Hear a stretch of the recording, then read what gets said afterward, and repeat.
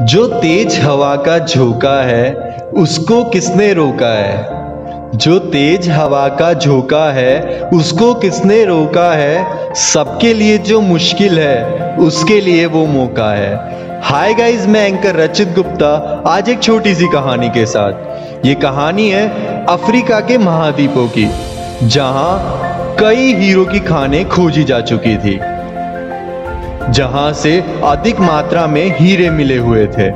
वहां के एक गांव में रहने वाला किसान अक्सर उन लोगों की कहानियां सुना करता था जिन्होंने हीरो की खान खोजकर अच्छे पैसे कमाए और अमीर बन गए। वह भी हीरे की खान खोजकर अमीर बनना चाहता था। एक दिन अमीर बनने के सपने को साकार करने के लिए उसने अपना खेत बेच दिया और हीरो की खान की खोज में निकल पड़ा। अफ्रीका के लगभग सभी स्थान छान मारने के बाद भी उसे हीरो का कुछ पता नहीं चला। समय गुजरने के साथ उसका मनोबल गिरने लगा। उसे अपना अमीर बनने का सपना टूटता दिखाई देने लगा। वह इतना हताश हो गया कि उसके जीने की ख्वाहिश ही खत्म हो गई और एक दिन उसने नदी में कूदकर अपनी जान दे दी।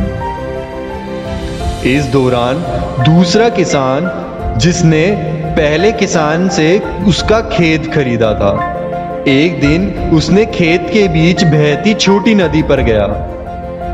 अचानक उसे नदी के पानी में कुछ चमकता दिखाई पड़ा।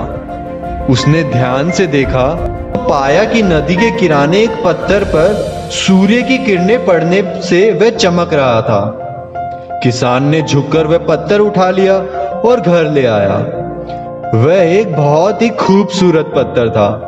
उसने सोचा कि यह सजावट के काम आएगा और उसने घर पर ही सजा लिया। कई दिनों तक वह पत्थर उसके घर पर सजा रहा। एक दिन उसके घर उसका एक दोस्त आया। उसने जब वह पत्थर देखा तो हैरान रह गया। उसने किसान से पूछा, दोस्त, तुम इस पत्थर की कीमत जानते हो? किसान ने जवाब दिया, नहीं। तो उस किसान का दोस्त बोला, मेरे ख्याल से ये हीरा है, शायद अब तक खोजे गए हीरों में से सबसे बड़ा हीरा। किसान के लिए इस बात पर यकीन करना मुश्किल था। उसने अपने दोस्त को बताया कि उसे यह पत्थर अपने खेत की नदी के किनारे मिला।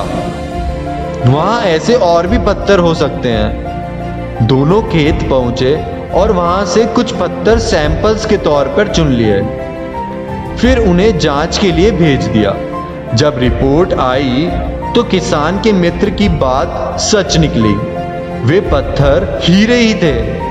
उस खेत में हीरो का भंडार था। वह उस समय तक खोजी गई सबसे कीमती हीरे की खदान थी।